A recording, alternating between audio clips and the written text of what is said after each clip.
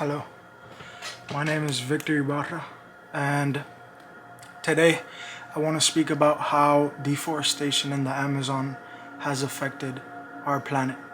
But before I get into that, and before I get into anything scientific, I want to read you a poem that I wrote, and it's really near and dear to my heart because I've always had an affinity for trees or forests. They've always been like a call for curiosity, so the cutting down, the deforestation is something that has to stop. So here's what I wrote for you guys. An emerald empire of trees. In emerald hush, the forest stood, a breathing soul of ancient wood. Parrots sang, rivers rang, uncorrupted by human hands. But steel cuts and fire burns loud, skies choked by ash in the clouds.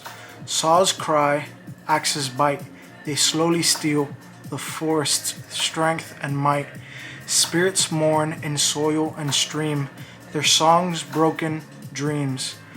Maybe not now, maybe not today, but time will come when we have to pay. A forest lost, a lung in decay.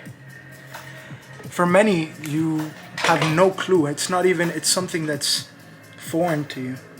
I know we've heard about like deforestation and stuff like that, but we've never really like thought about it in grand scale. Think about this. A company and their main goal is to destroy this forest, this part of this forest, to be able to produce stuff on this land. And it's become a really big problem. And people think, oh no, it's just affecting the forest. No, the Amazon is the lung of us. It's our lungs of the world. According to BaylardBrief.byu.edu, deforestation in the Amazon rainforest. It affects the entire planet. Why does this happen? Okay.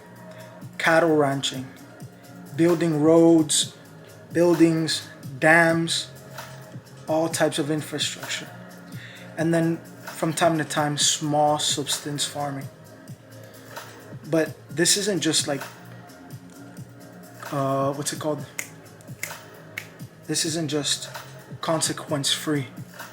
We have loss of species, loss of habitat, disturbance of indigenous people, high increase of CO2 emissions, negatively alters water cycles around the whole world. So think about this. This one forest, and yeah, it's a massive forest, but this one forest is such a vital part of our ecosystem, such a vital part of our entire planet. And we hurt it day by day. It just kills us and kills us and kills us day by day, and we don't even know it. Slowly, we're affecting ourselves, our own way of life. And later on, it's gonna catch up to us. That's why we have to act now.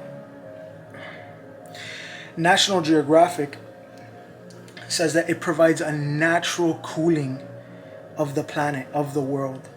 Now think about this. What is the thing that is most threatful right now?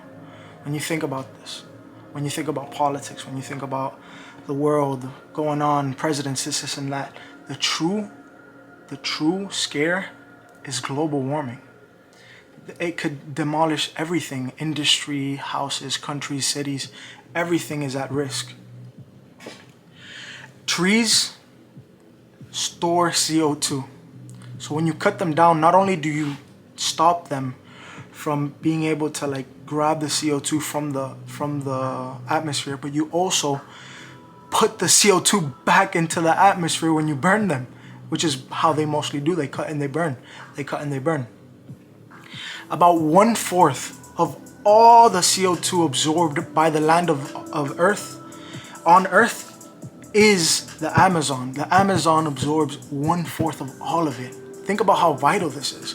If anybody would say 1/4 of the population does this, or 1/4 of this company is in bankruptcy, you would think, oh, hold up. This, I better not invest here, I better not do this here. But yet we hear this and it's like nothing.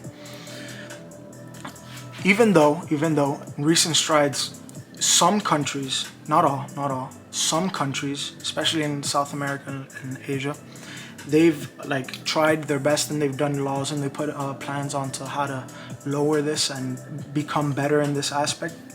And they have promised to slow down their CO2 emissions or re-emissions by deforestation by 25%. Now, that's a big goal. And some countries don't always keep their word. So it's up to us to make them keep their word. How? By protesting, by being out there, by being active, just liking a video on social media, following up on social media, leaving a comment on social media. It could be so helpful when it's group effort. Brazil especially has been the heavy lifter with making better or like more conscious decisions, especially with deforestation. They've gone from 19,946 kilometers a year of deforestation. Imagine that, about 20,000 kilometers a year of forest gone. They've gone from that to about 5,000 kilometers a year, which is commendable, but it's not where we want to be. We want to protect this land forever. No touching. Let it be, let it stand. And with my final left off, I just want to say this isn't simply just a environmental problem, it's a social one too, because if socially we don't appreciate and we don't respect the land where we live and the land where we cultivate, the problem isn't going to get fixed. Remember, the government does what the people want and how the people want it. And if we don't appreciate that and we don't go and fight for what we want, it's not going to happen. So it's a social issue too. There's a saying in Spanish and it says, no cagues donde comes. Translated, pardon my French, is don't shit where you eat. Don't destroy the land where you're living, the land where we're living. And right before I go, thank you to all. Thank you for watching. Thank you for listening to my poem. It's been an amazing time, and I hope you have an amazing school year.